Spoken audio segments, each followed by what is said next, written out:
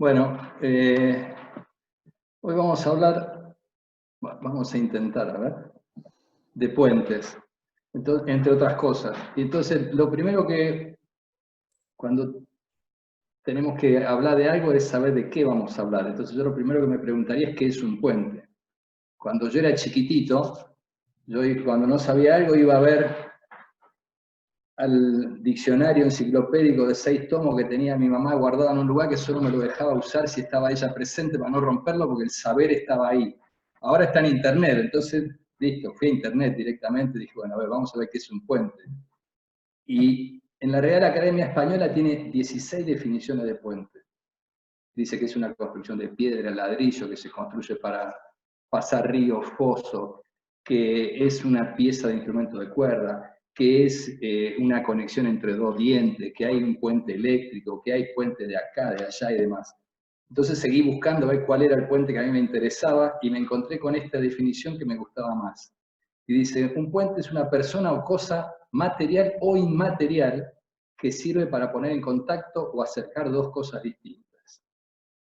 Entonces me gustó y dije, para poner en contacto o acercar dos cosas distintas, que puede ser material o inmaterial, y me acordé de este tema para arrancar, a ver si... Uy, este video... Ah, ya no anda el video, estamos mal. Bueno, ahí va. A ver. ¿Se escuchan?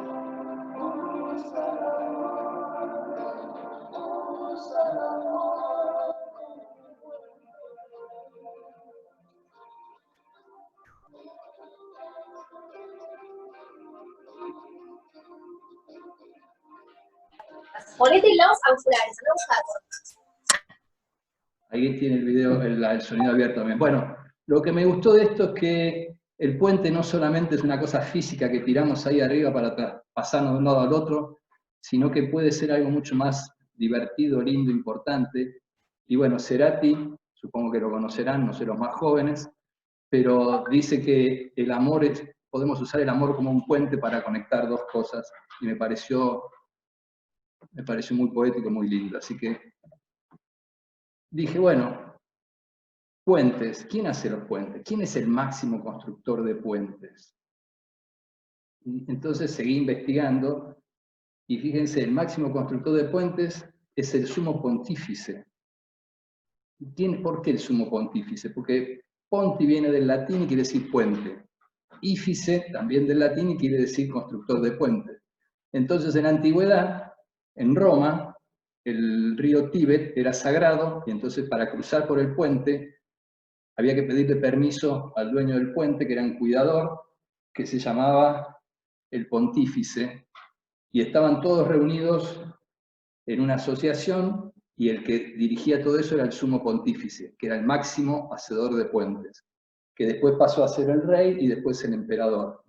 Y, cosa rara, pero hoy en día el máximo hacedor de puentes es de San Lorenzo y es el Papa Francisco. Bueno, vamos a hablar en serio. ¿Qué le vamos a pedir a un puente desde los requisitos estructurales, ¿no? A un puente o a cualquier estructura, lo primero que le vamos a pedir que es que no se rompa. Si se rompe, no cumple su función, no me sirve de nada. Lo segundo es que no cambie de forma. Sabemos que se va a deformar porque toda estructura se deforma, sí o sí, mucho o poco. Entonces, en función de la estructura que nosotros necesitemos, vamos a tener una deformación admisible para poder usarla. ¿Sí? Porque si yo voy caminando por el medio del puente y en la mitad del puente me empiezo a tocar el agua que está abajo, no va a funcionar. Lo tercero que tenemos que pedirle es que esté en equilibrio. ¿Qué significa que una estructura o un puente esté en equilibrio? Que no se hunda, que no flote, que no se desplace, que no gire.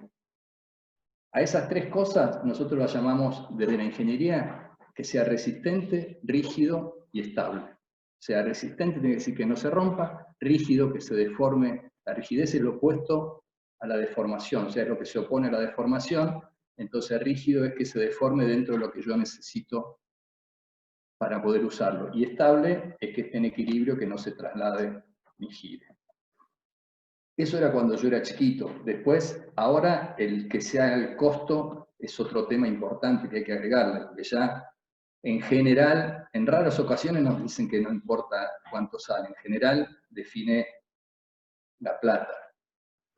Otro tema importante, básicamente, y para los arquitectos, fundamentalmente los ingenieros por ahí a veces se lo olvidan, pero es la estética. Si yo hago un puente que sea rígido, resistente y estable, y es muy feo, no está bueno. La estética es una cosa muy importante que hay que tenerla en cuenta. Y ahora, después de la charla que tuvieron ustedes con Mariano, supongo que se acordarán, le tenemos que empezar a pedir más cosas a las estructuras. Hay que ver un control energético, hay que ver criterios medioambientales y hay que ver el tema sostenibilidad. Tenemos que empezar a ver qué tipo de materiales usamos, qué pasa con la ecología. Sí, hay un montón de temas que se han incorporado últimamente que no los podemos dejar de lado. ¿Podemos cumplir con todas estas premisas? Y sí, hay ejemplos que se puede cumplir con todo. Entonces, le estamos pidiendo básicamente de la estructura que sea resistente, rígido y estable. Yo hago un puente que sea resistente, rígido y estable.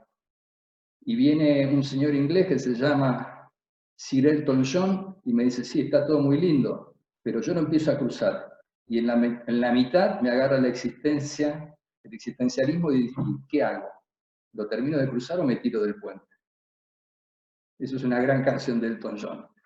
Entonces, ¿cómo podemos resolver el tema estructural? Volvemos a la estructura. ¿Lo podemos resolver de más una forma? O sea, en otras palabras, ¿cuántos puentes distintos puedo hacer yo en el mismo lugar? ¿O hay un único puente que cumple todos los requisitos y no hay más? Bueno, claramente hay infinitas formas de resolver un problema, cualquier problema, más si es un problema de ingeniería o de arquitectura. Lo primero que tenemos que hacer es posicionarnos frente al problema que tenemos que resolver, ver cuál es nuestro problema a resolver, qué elementos tenemos disponibles, qué podemos usar, qué no. ¿Sí? Nos posicionamos frente al problema. Después tenemos que elegir. Vamos a elegir el tipo de material que vamos a usar, la forma que le vamos a dar, la estética. Un montón de factores que nosotros tenemos que elegir que dependen de nosotros.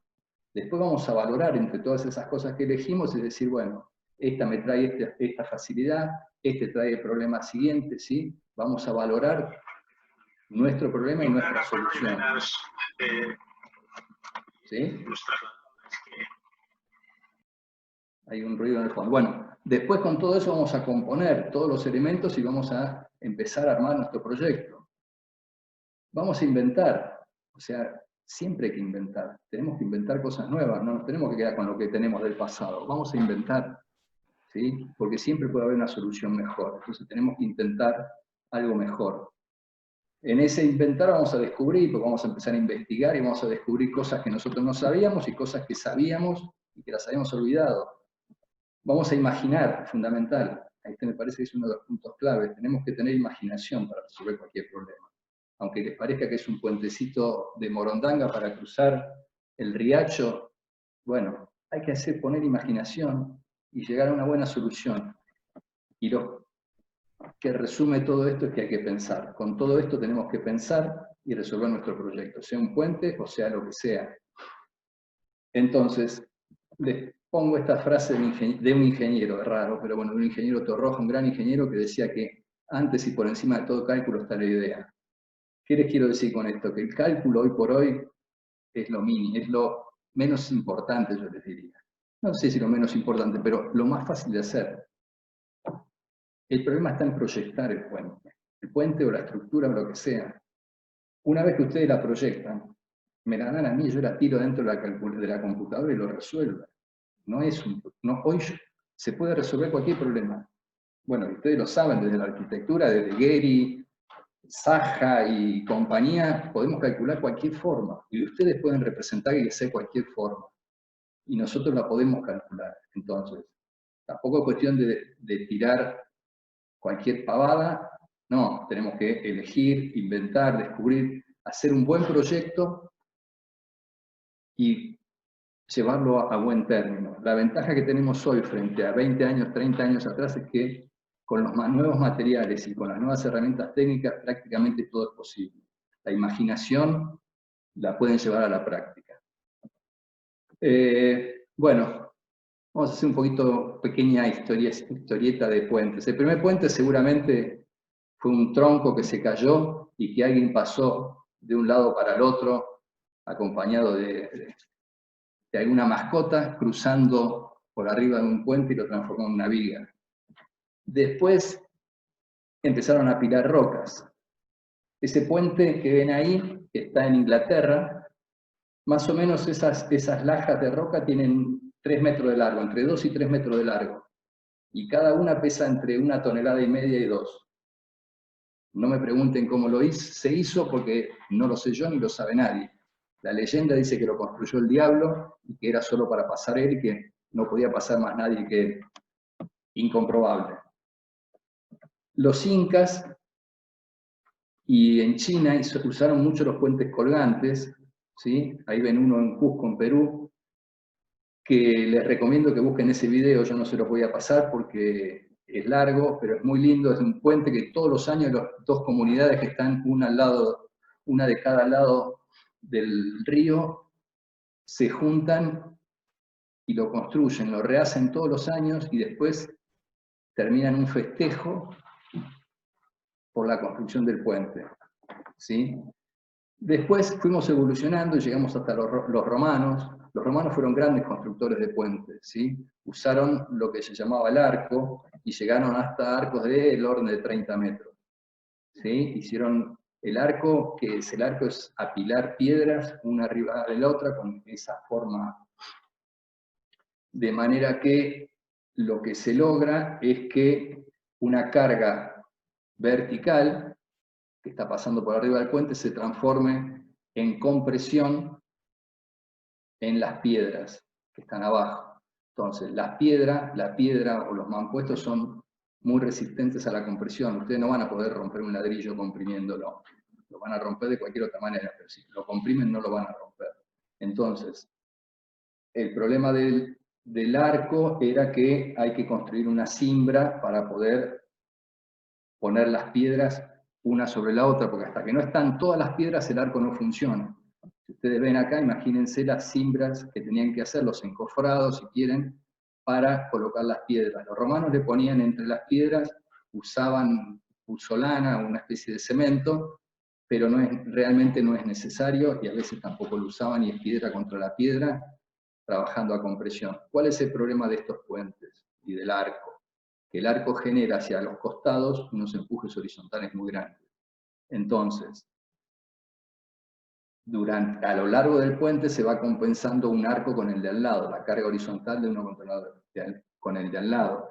Pero en los dos extremos tenemos que tener bases muy firmes que resistan esa apertura de los arcos. Entonces, fíjense que siempre estamos contra una ladera de una montaña, contra una piedra grande.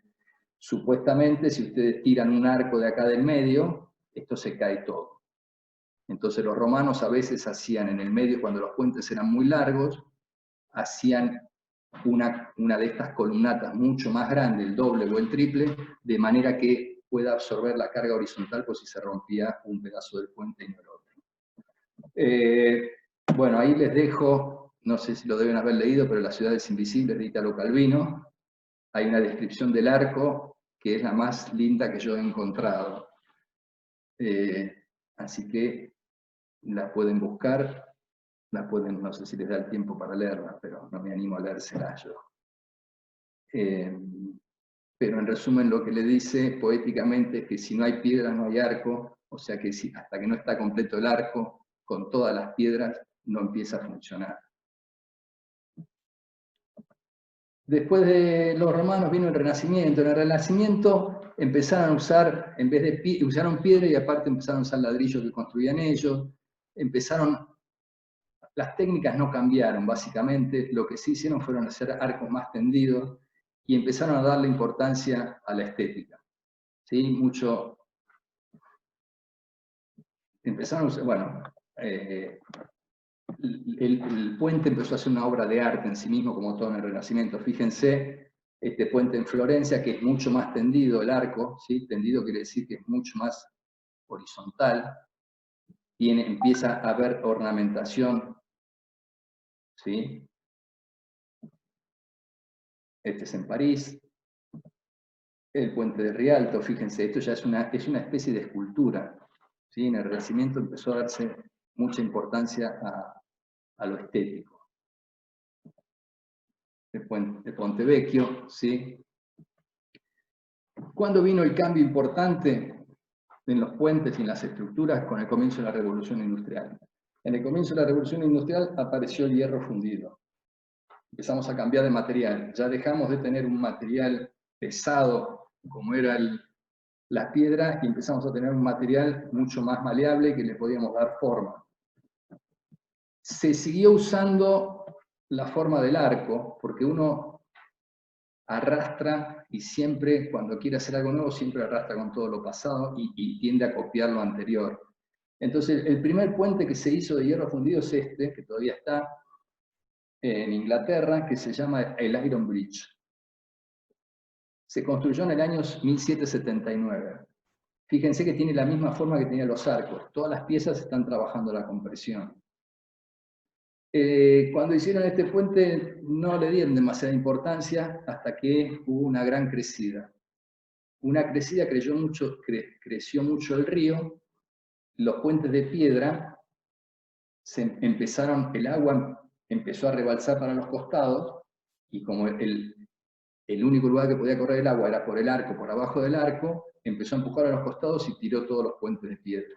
Los puentes que estaban hechos de madera empezaron a flotar y también desaparecieron. Y el único puente que quedó intacto después de toda esa inundación fue este, porque no flotó y porque el agua pasó a través de los arcos entre cada una de las piecitas. Entonces, a partir de ahí empezaron a mirar el hierro fundido con más gusto y empezaron a construir puentes y los empezaron a hacer cada vez más tendidos y más lindos. ¿Sí? Este tiene 45 metros de luz. Acuérdense que los romanos llegaban más o menos hasta los 30 metros con los arcos de piedra. ¿Sí? Después, el gran auge de los puentes empieza con el ferrocarril y el acero.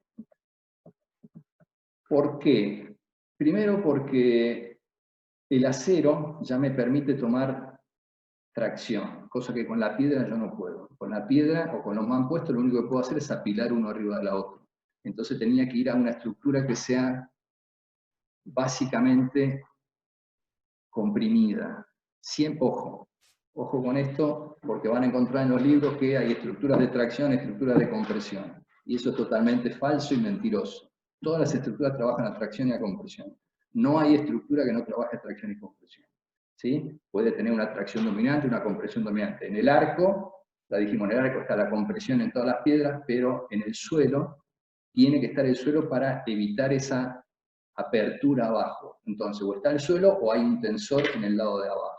¿Sí? Entonces, cuando aparece el acero, las estructuras empiezan a ser mucho más livianas. Empiezo a hacer los reticulados. Los puentes son mucho más livianos.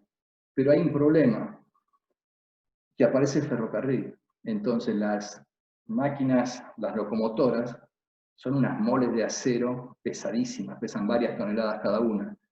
Entonces, se mezclaron dos cosas, que los puentes dejaron de ser pesados y que la carga empezó a ser pesada. Entonces, lo que antes era 3 personas caminando que pesaban 300 kilos contra un puente que tenía un peso propio de muchas toneladas por la piedra, empezó a ser al revés. Empezó a ser muchas toneladas que circulaban por un puente liviano. Entonces empezó a haber problemas porque la carga, al variar de posición, empezaba a generar flexión en los distintos elementos y empezó a generarse problema con los reticulados y demás. Los primeros puentes, como este, por ejemplo, este es un puente con cadenas, un puente colgante de 177 metros de luz. El problema es que cuando la locomotora va circulando a lo largo del puente, empiezan a trabajar determinadas formas, determinados tensores y la carga deja de ser simétrica. Entonces, si esto fuese un arco de piedra, una carga chiquita, no cambia prácticamente el diagrama de momentos. Entonces siempre está comprimido el arco. En cambio ahora, al ser una estructura liviana con una sobrecarga muy importante que se va moviendo, empieza a haber asimetría. Y esa asimetría genera mucho esfuerzo en un sector y no en el otro. Y al tener estas dimensiones tan largas y tan flexibles, empezó a haber mucho problema con el tema del viento. Hubo muchísimos puentes que se cayeron por oscilación del viento, muchos. Y el ferrocarril avanzaba y necesitaba respuesta urgente, y tenían que pasar de un lado al otro, de los estrechos y acortar tiempos, y era plata, time is money. Y empezó a haber una gran competencia entre Estados Unidos e Inglaterra para ver quién hacía los puentes más largos, más rápidos, ¿sí? Entonces ahí hubo un desarrollo en los puentes increíble. Bueno, este puente, aunque ustedes no lo crean, y esto que vamos a ver después, están hechos sin hacer ningún cálculo. Nadie los calculó. Hicieron ensayos, gente con experiencia, la verdad que es admirable. Yo para calcular un dintel de 2 metros de una casa hago 10 números. Ahora ellos hacían estos puentes haciendo, no sé, algún numerito de entre casa. Este es el plano de la época. Esto es más o menos para que entiendan cómo funciona un puente atirantado, ¿sí? Fíjense, si yo tengo un hilo, la única manera que tiene un hilo de sostener una carga es deformarse. Deformarse de manera de generar dos fuerzas. El hilo lo único que puede hacer es traccionarse, o la cadena o el cable. La única manera que puede resistir esa tracción. Si yo lo quiero comprimir, no toma carga. Entonces, la única manera de tomar carga es deformarse. Entonces, fíjense, esto se llama el antifunicular de las cargas. En la medida que yo voy cambiando el estado de cargas, va cambiando la forma del cable. Entonces, si ustedes vienen acá al puente, si se ponen la locomotora acá, tendría que tener una forma. Si pone acá, otra. Entonces, ¿sí? En la medida en que voy agregando carga, va cambiando el estado de la manera en que el cable va tomando esos esfuerzos. Entonces, habrán oído la catenaria. La catenaria es la forma que adopta el cable para su para el peso propio. La parábola es muy parecida a la catenaria, es cuando yo cuelgo cargas a la misma distancia, que sería el caso de un puente. Si tengo un cable y cada 2 metros cuelgo un cablecito. Entonces siempre estoy colgando, tirando a la misma distancia. Eso sería una parábola. La diferencia entre la parábola y la catenaria es insignificante. ¿A qué va todo esto? Fíjense, se genera, si yo cuelgo cargas de acá, se generan estas dos fuerzas. Esas dos fuerzas yo las descompongo en una vertical y en una horizontal. Vamos al puente de nuevo. Tengo esta fuerza acá, la descompongo en una vertical y en una horizontal. La horizontal la vuelvo a tomar con este cable, y la vertical la tomo con la pila. Tengo tracción y compresión. Siempre van a encontrar tracción y compresión. Ahora fíjense en este cable, y fíjense en este dibujo. En la medida que el cable es más tendido, esta carga, esta descomposición, empieza a ser mucho más grande. Entonces, si yo tengo un cable con mucha curvatura, transmito mucho en vertical y poco en horizontal. Si tengo un cable muy tendido, empiezo a tener cargas horizontales muy importantes, ¿sí? Esto lo mismo pasa con el arco. Si ustedes lo dan vuelta, lo que es tracción pasa a ser compresión, ¿sí?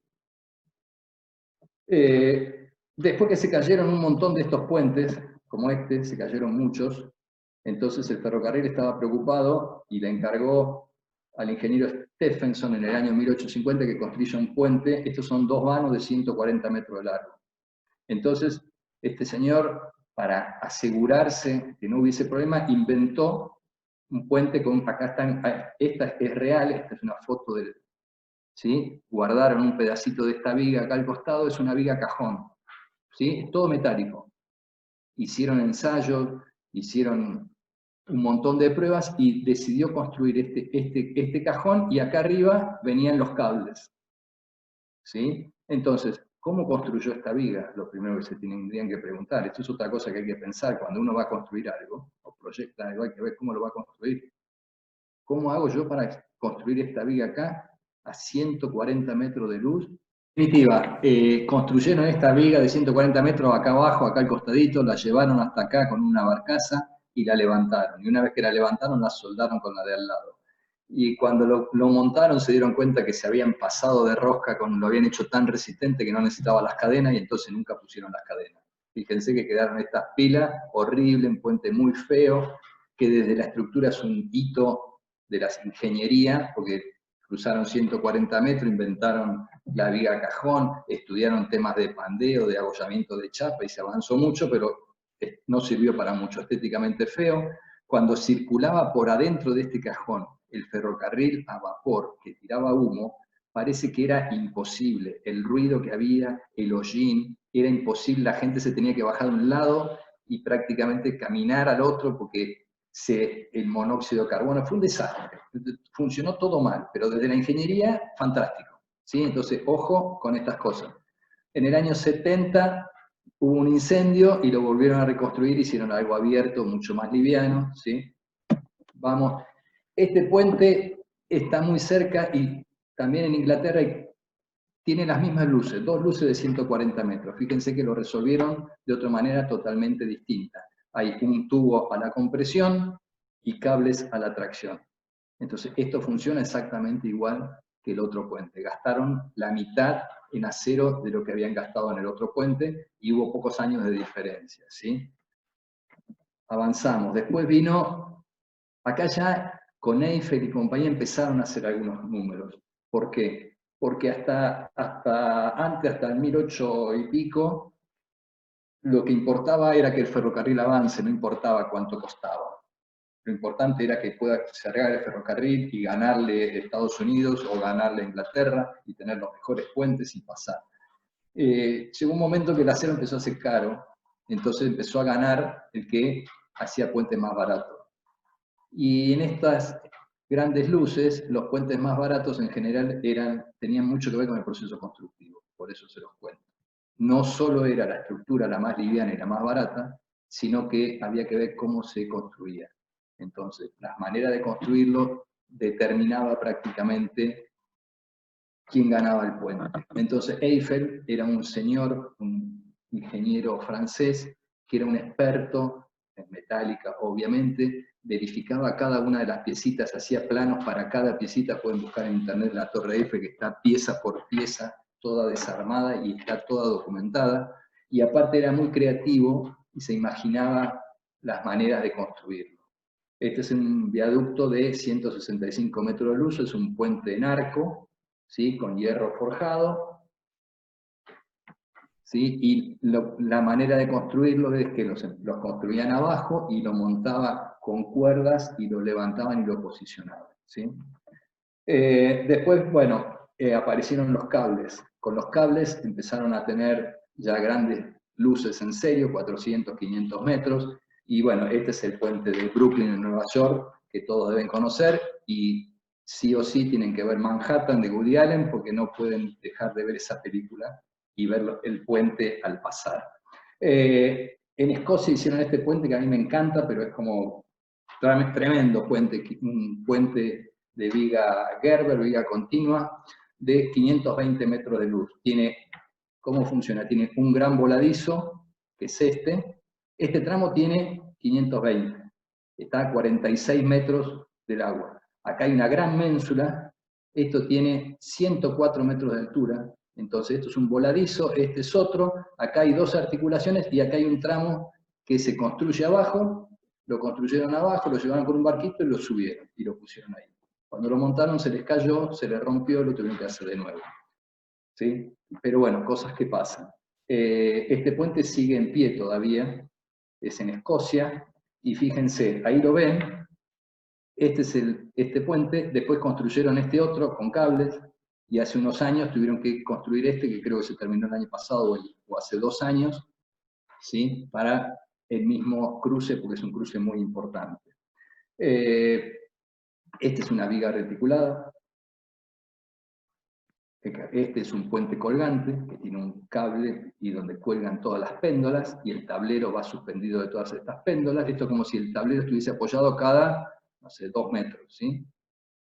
El problema de estos puentes, el único problema de estos puentes es el viento, que los hace oscilar. Entonces, después de la cantidad de accidentes que hubo en los 1800 y pico construyendo estos puentes, todos los puentes, todos, no hay un puente de grandes luces que no se hagan ensayo de túnel de viento, para ver cómo oscilan o no los puentes. Lo que se hace para que el puente no oscile y no tenga problemas es se rigidiza mucho el tablero.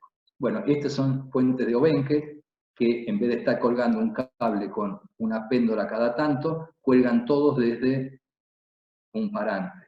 Estos llegan hasta los 2000 metros de luz y estos andan en el orden de los 600, 800 metros. ¿Sí? Este es el Golden Gate, ¿sí? Del año que tiene 1280 metros. 1280 metros, ¿eh? ¿Sí? Son 12 cuadras de largo.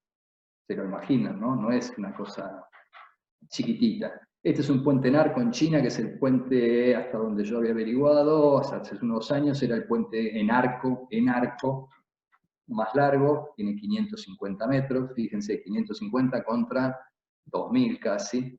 Este es el puente más largo del mundo, que está en Japón, tiene 1990 metros entre estas dos pilas. Entre esta pila y esta hay casi 20 cuadras. ¿Sí? Está colgado de esto. Estos cables los mandaron a hacer, los hicieron los japoneses especialmente para este puente, están hechos con una fibra especial, son súper resistentes. Realmente es un logro increíble. Les cuento algunas pequeñas cosas. Está hecha en una zona de tifones, que hay viento de 290 kilómetros por hora. Es una zona altamente sísmica. Cada una de estas pilas, fíjense, tiene 80 metros de diámetro y tiene el equivalente a un edificio de 20 pisos. Esta torre tiene 300 metros, es como un edificio de 80 pisos. O sea, es una cosa impresionante. ¿Sí? Es el puente más caro de la historia. Pero bueno, ahí está, y se la banca, porque parece ser que el estrecho este pasan no sé qué cantidad de barcos por día. Es, bueno, una obra de ingeniería increíble. Estos son los puentes atirantados que les contaba yo recién. Este es en Florida, alguno lo debe haber pasado. Cuando fueron a Los Cayos, y algunos fueron a Los Cayos, debe haber pasado por ahí. Vamos con el hormigón armado un poquito. ¿Qué pasa con el hormigón armado? Porque hasta ahora los puentes, vimos puentes metálicos. El hormigón armado arrancó en el siglo XX, ustedes ya saben lo que es el hormigón, no les voy a contar, y este puente es en Suiza, tiene 90 metros de luz, es un puente en arco, ¿sí? Trabaja como a compresión, el arco, y arriba está el tablero. Hermoso puente, muy lindo, pero ¿qué problema tiene? Hay que construirlo. ¿Se imaginan cómo es hacer el encofrado de eso? Ahí lo tienen. Ese es el encofrado que hubo que hacer para hacer ese puente. Lo mismo pasó con este puente, muy lindo. Este lo hizo el ingeniero Freycinet, que fue el inventor del hormigón pretensado. Fíjense qué lindo, pero esos arcos hay que hormigonarlos. La cimbra que hubo que hacer para hacer el puente es casi tanta obra de ingeniería como el puente. Además está decirle que cuando lo llevaron flotando también se les cayó y tuvieron que hacerlo 2 veces, con lo cual los costos se incrementan de una manera importante. O sea, siempre tienen que pensar cómo lo van a construir. ¿Sí? Vamos a los tableros de puente, vamos a ir ya a algo más real para nosotros. Tablero del puente, ¿qué puede ser? Puede ser un tablero de una losa maciza, ¿sí? Cuando tenemos puentes chicos, 10, 20, 15 metros, podemos hacer un puente con una losa toda de hormigón, ningún problema. Cuando la losa empieza a ser un poco más importante, la alivianamos, ¿sí? ¿Para qué la alivianamos? Para sacarle peso, ¿sí? Gastamos menos, porque gastamos menos material, y aparte tenemos menos peso que sostener, entonces, y menos fundaciones, gastamos bastante menos. Cuando el puente empieza a ser un poco más importante, a los 20 metros más o menos, podemos ir con losas nervuradas. La losa nervurada significa que hago vigas, ¿sí? Como nervios, cada, no sé, 2 metros, metro y medio, dependerá de la situación, y arriba va una losita. Todo esto se hace de hormigón armado y se encofra y no hay ningún problema para luces chicas. Cuando las luces son más grandes, hasta los 40 metros, entre los 20 y 40, 18, hasta 40 metros, podemos usar las que son las vigas prefabricadas, prepensadas. ¿Sí? Estas vigas se fabrican, acá por ejemplo las fabrica Astori en Córdoba, entonces las fabrican, me las mandan con un camión o a veces la misma viga hace el camión, le ponen atrás las dos rueditas y las traen por la ruta, las monto con una grúa sobre los apoyos que yo ya hice y construyo muy rápidamente un puente. Esto casi todos los puentes que van a ver sobre las rutas acá en la Argentina que cruzan de un lado al otro, están hechos con vigas prefabricadas, cada 2 metros, acá este tiene 3,50 metros, dependerá la luz, y se le hormigona esta losa in situ. Si la viga tiene que ser más larga, el hormigón es muy pesado, entonces hay que empezar a alivianar. Entonces lo que se hace es construir lo que se llama un tablero de vigas metálicas conectadas con conectores que son importantes a una viga de hormigón. Y esto trabaja todo en conjunto. Las vigas metálicas trabajan en conjunto con la capa de hormigón de arriba, formando una viga mucho más potente. Acá el acero es caro, entonces esto no está tan difundido básicamente por el tema del costo. Sí lo van a ver mucho en los ferrocarriles, por ejemplo. El ferrocarril es una carga mucho más importante que la de los autos. Entonces, para el ferrocarril, y aparte tenían la tradición de los ingleses, se usó mucho viga o reticulada o viga de alma llena. Esto se llama viga de alma llena. Y cuando empezamos a ir a puentes ya importantes, lo que se hace se hace una viga cajón postezada. ¿Qué quiere decir esto?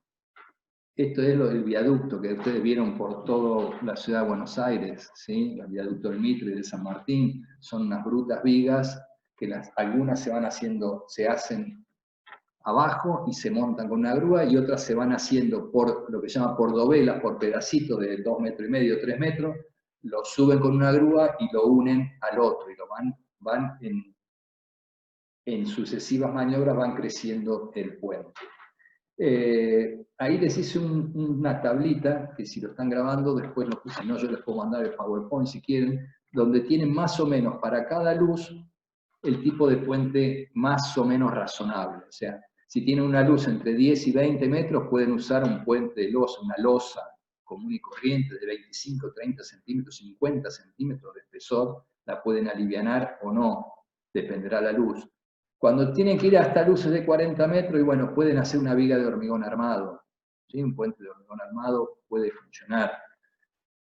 Para luces ya más importantes, de hasta 60 metros, pueden usar vigas prefabricadas pretensadas. Era ese tablero que les mostré, que es una viga al lado de la otra con una losita arriba. Eso funciona muy bien y es barato. Para luces ya de más de 40 metros y hasta 200 metros, pueden usar las vigas cajón, que son esas últimas que vimos. Las vigas mixtas funcionan bien entre 20 y 100 metros. Las vigas reticuladas de acero, que no les mostré ninguna, pero bueno, todos la conocen, las vigas de los puentes del ferrocarril, todas esas vigas reticuladas. La ventaja de esas vigas reticuladas es que, como están a los costados del puente, le pueden dar mucha altura y puede pasar por adentro el auto o el ferrocarril. Entonces, al tener mucha altura, tienen mucha inercia y cubren grandes luces con costos relativamente baratos. Entonces, hasta 400 metros pueden funcionar bien. Y después ya para estructuras importantes tienen que ir a los arcos de acero que vimos que deben llegar, yo puse 800, pero no creo que lleguemos a esto. Hasta 500, 600 metros sería más razonable. Después los puentes sí con cables de obenques o colgantes llegan hasta 2.000 metros, lo que ustedes... Creo que ese 2.000 metros es casi ya como un punto difícil de superar, porque ya el cable ese empieza a ser demasiado pesado y empieza a tener demasiados problemas y no tiene mucho sentido. Entonces, ¿cómo venimos de tiempo? Bueno, rápidamente, les cuento muy rápido esto. Tuve la suerte de hacer un viaducto de acceso en el aeropuerto de Yerevan en Armenia. Es un puente sencillo, las columnas estaban cada 12 metros o cada 24 metros, ahí puse 1230, pero está mal, es 12 o 24, se ve que quedó mal.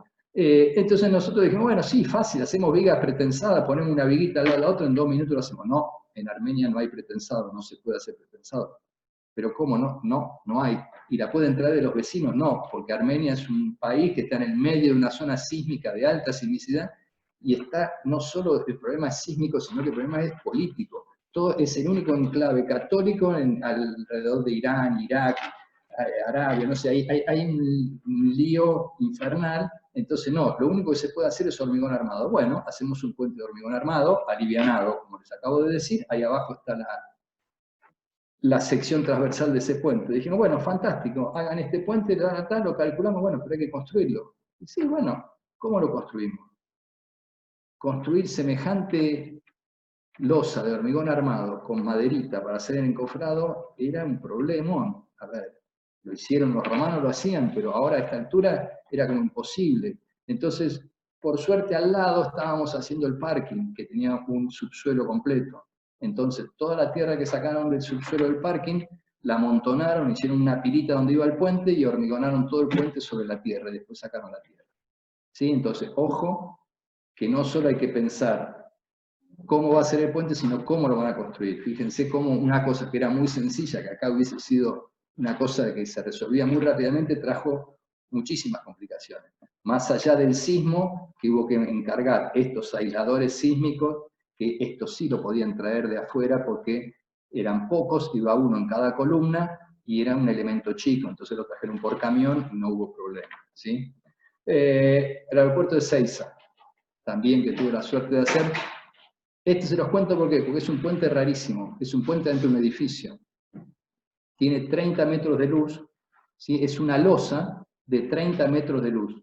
Tiene varios tramos de 30 metros de luz. Y también había que construirlo a una determinada altura porque el edificio existente está a 6 metros y es donde llega la rampa con los aviones. Las rampitas que cuando ustedes salen del avión, el avión tiene una determinada altura y tiene que llegar a una determinada altura. Y la pendiente, como ustedes saben mejor que yo, tiene que ser para silla de ruedas, para caminar, que sea. Entonces, el nivel superior de la losa era inamovible.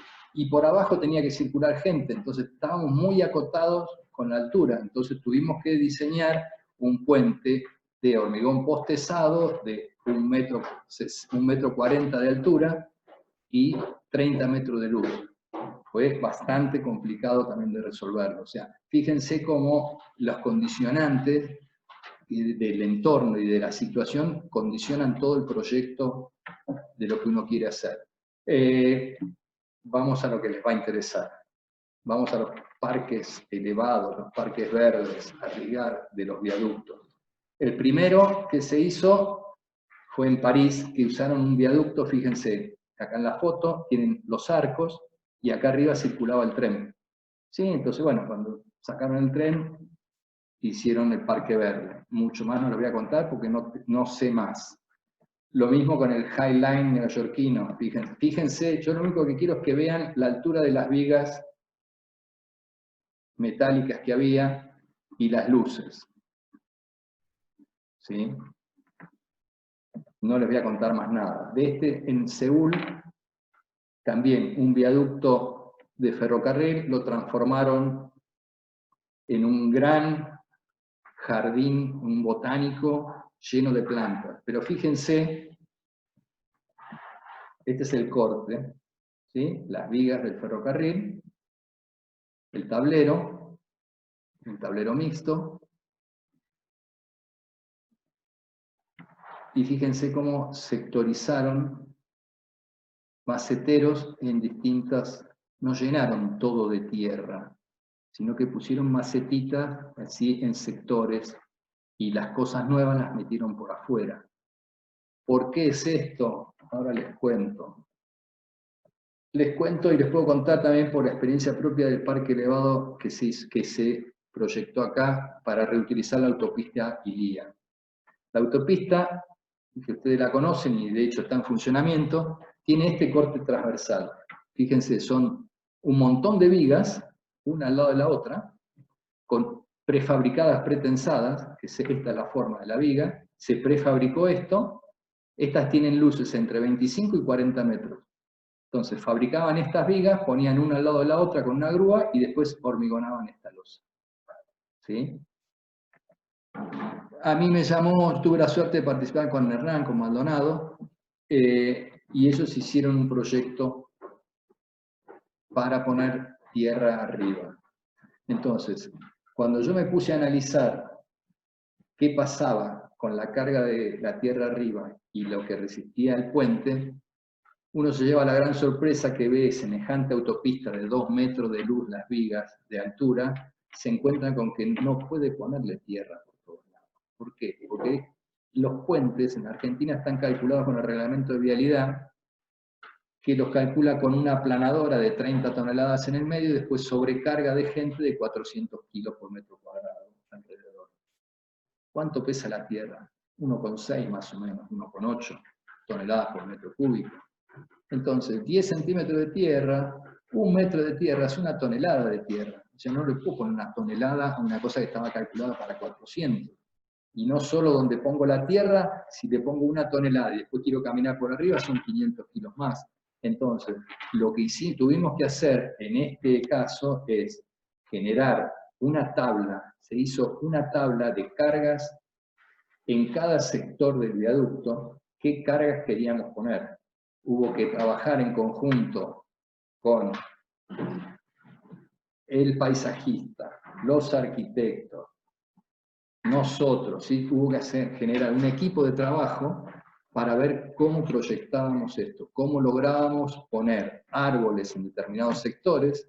Donde poníamos árboles teníamos que poner mucha tierra, entonces donde poníamos árboles no podíamos caminar, donde caminábamos, donde no poníamos nada, en donde poníamos banquillos, ¿sí? Hubo que ir trabajando, el paisajista trabajó bastante porque yo le decía acá podés poner tanta carga, entonces ellos inventaban, ¿sí? Pradera accesible, fíjense, árbol mediano, pradera accesible, pradera inaccesible, árbol pequeño, camino, plaza, árbol mediano, ¿sí? Empezaron a inventar sustratos de manera de tener poco espesor y poca carga para poder transitar por arriba de eso.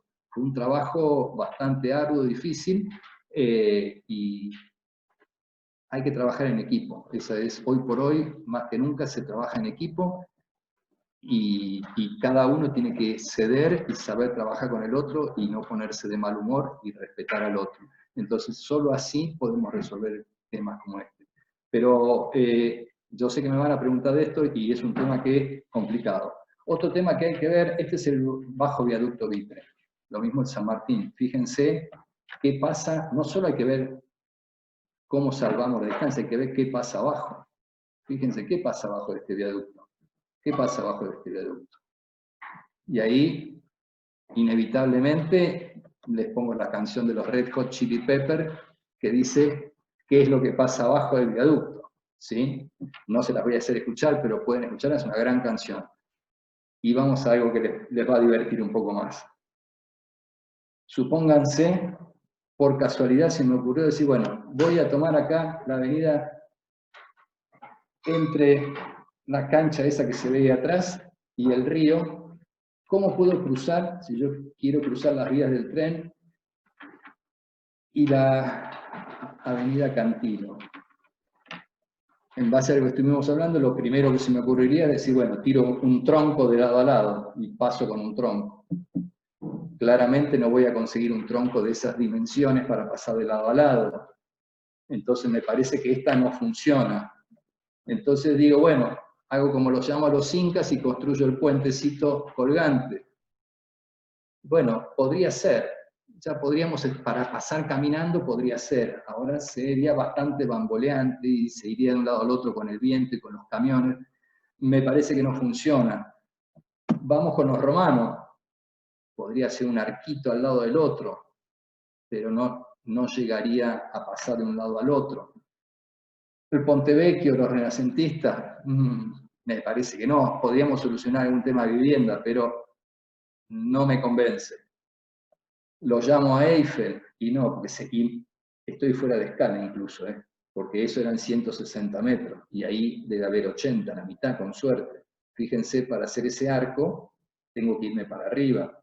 Si yo pienso que tengo que subir hasta ahí arriba y después bajar, ya me fui al medio del río, de un lado y del otro. Podría usar un puente atirantado, un puente colgante. Estos son 2000 metros, también estoy fuera de escala, ¿sí? Entonces, ojo con lo que vamos a preguntar y a dónde me van a llevar. Y no sé qué les voy a decir cuando me lo pregunten, cuando terminemos esto, cómo resolvemos esto. Pero bueno, lo voy a dejar acá. Lo único es que, siguiendo con la primera definición de puentes, que es para unir algo y conectar material o inmaterialmente, este es el puente de Van Gogh, que pintó Van Gogh. De ahí viene el nombre, que yo a la charla le hubiese puesto Cantata de Puentes Amarillos, que es un tema de Spinetta. ¿Y por qué? ¿Por qué cantata? Porque cantata es una pieza musical para una persona, un solista con orquesta. Entonces dije, bueno, voy a estar hablando yo solo, soy como un solista, es una especie de cantata. Puentes, porque bueno, la idea era hablar de puentes. ¿Y por qué amarillo? Bueno, porque amarillo es el color de que estimula la creatividad. Entonces yo creo que tenemos que ser todos creativos en esta época difícil, y ustedes más que nunca, porque van a salir a crear cosas. Entonces, me parece que hay que agudizar la reflexión, y el amarillo tiende a eso. Y finalmente nace ese color de la felicidad, de la gloria y de la sabiduría, y hay que ser sabio. Bueno, y Spinetta acá en este tema, ¿se escucha? Aunque después yo nunca voy a decir que todo el tiempo por pasado fue mejor, mañana es mejor. Bueno, creo que mañana es mejor. A ustedes les toca el mañana a todos ustedes, así que tienen que ser mejor que nosotros, ¿sí? Y el tema sigue hablando de los pájaros enjaulados y demás, pero eso se lo voy a dejar a Monoblog, que va a hablar de gorriones y otras cosas, ¿sí? Gracias. C'est fini.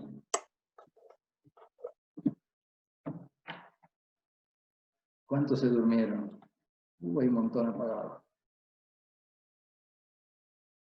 ¿Cuántas manos? Bueno, no sé cómo querés organizarlo, Jesús. Bueno, ¿Quién organiza? Primero me encantó, estuvo buenísima la charla. Creo que todos aprendimos, porque, digamos, la verdad que todos. Todo lo que dijiste que contaste al principio fue importantísimo, porque aunque no, es decir, tampoco estamos como para dar soluciones concretas, sino como para armar como todo el contexto de lo que significa esto de unir un lado con el otro, y me parece muy importante este concepto, ¿no? Porque básicamente es eso.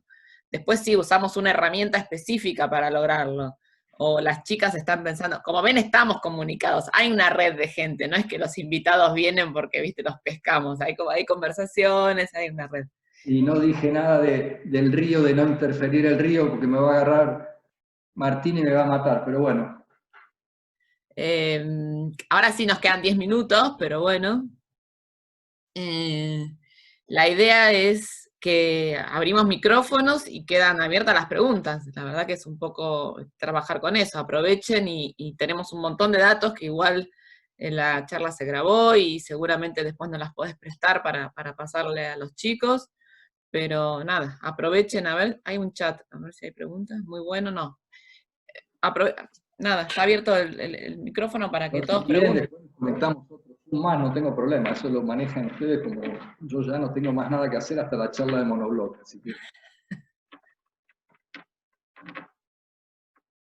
Bueno, arranco yo con...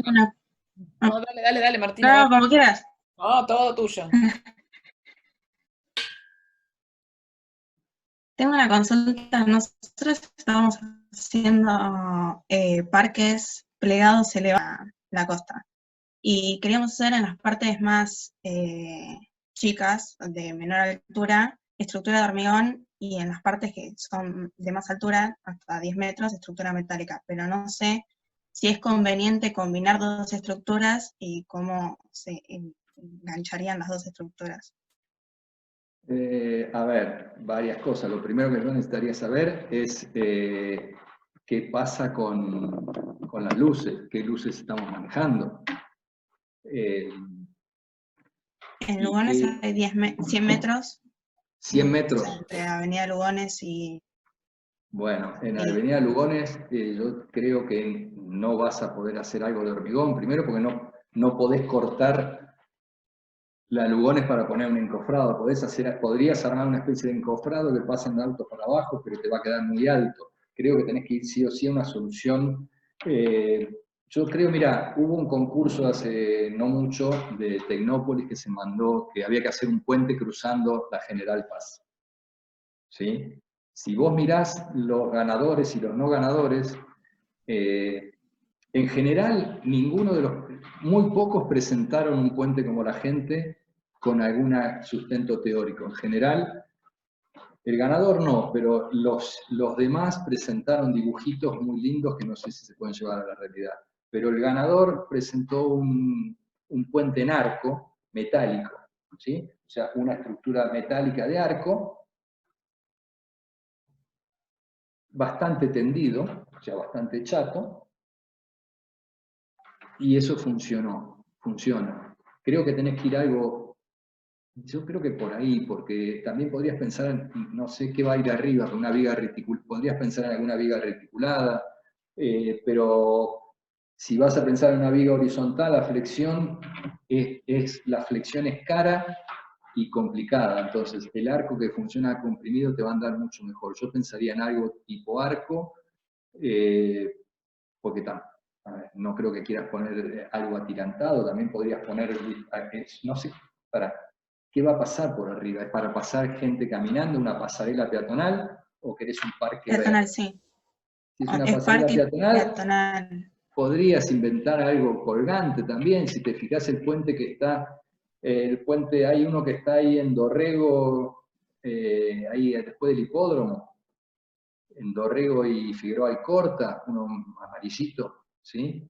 Que es un puente peatonal, es medio en arco y tiene unos cables por arriba, los cables funcionan muy bien y es muy barato, si vos podés colgarlo es muy barato, pero bueno, la estética es muy especial también con los cables, ¿no? Tenés que tener los parantes, tenés que tener el tiro, si no tendrías que ir a algo como un arco. Yo creo que si es algo para pasar caminando, iría más a un reticulado o a las mismas pasarelas que están sobre la General Paz. Me parece que es lo más barato. Hormigón ya te digo que no.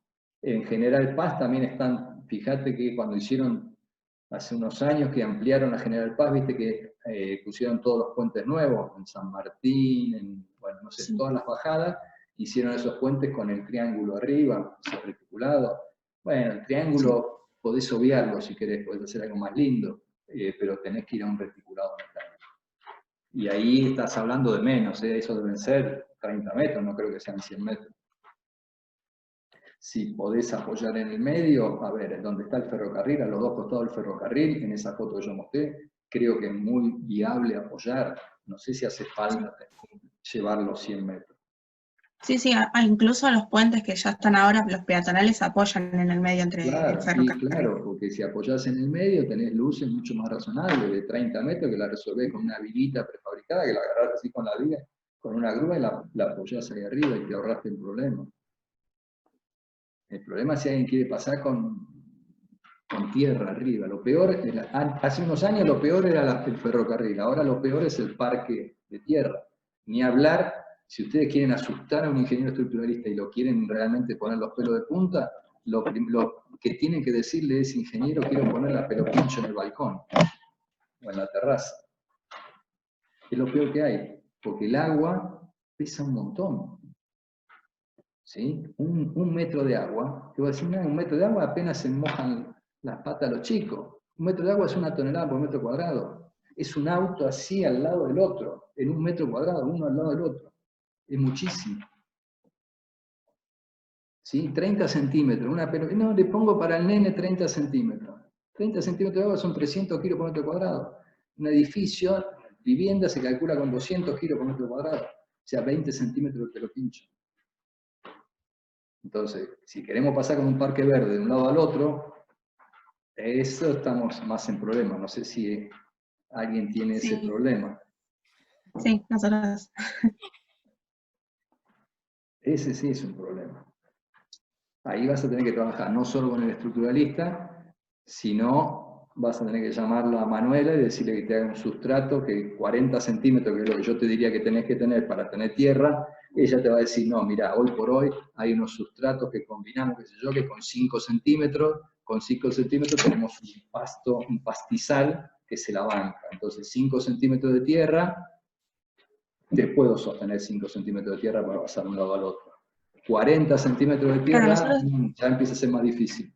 Por eso les decía que Nosotros miren, estamos, perdóname, que miren lo Nosotros de Nueva estamos- York y lo de Seúl. En el de Seúl, si te fijas, están todas las cargas concentradas en maceteros desparramados. Y donde hay plantas, no hay gente caminando. En el de Nueva York sí, pero imagino yo que debe tener menos tierra, poquita tierra, y aparte era un puente ferroviario. Tenía unas brutas vigas metálicas abajo. Yo les digo la verdad, yo cuando me puse a mirar la autopista, y dije, acá, está bien, acá esta autopista, si bien tiene unas vigas de 2 metros de altura, más la losa de arriba, es unas brutas, te puedo decir, esto se levanta cualquier cosa, y las luces son entre 30 y 40 metros, son luces grandes. Realmente no puedo poner 1 metro de tierra ahí arriba, se cae, si yo le pongo 1 metro de tierra, estoy en el link, se cae, no había manera, entonces tuvimos que reorganizar todo. Entonces, ustedes tienen que pensar algo así, ¿querés poner un árbol? Bueno, donde pones el árbol no caminás, ponés, no sé, a mí de chiquito era 1 metro de tierra un árbol, hoy por hoy hay mucho más investigación, por ahí con menos, o pones un arbusto más chico, entonces tenés que analizar muy bien las cargas. La tierra realmente pesa, y está siempre, ese es otro problema. No es que, pues si bueno, pongo 500 kilos por si se arma una fiesta y todos se ponen a bailar en una fiesta tecno y están todos saltando. Bueno, por ahí eso no va a pasar, pero la tierra si la pones está. No hay manera de que no esté, de decir, bueno, puede pasar, no, va a pasar seguro. Entonces, ojo con eso. Y las luces, bueno, fíjate que para luces grandes, bueno, no sé si podés hacer 100 metros de luz con un parque verde arriba. no creo. Hay que pensarlo. Quería decir que con lo que estás contando, en realidad que sale de un lado desde un punto de vista de la restricción estructural que puede tener para soportar un puente, también nos puede dar pautas para diseñar.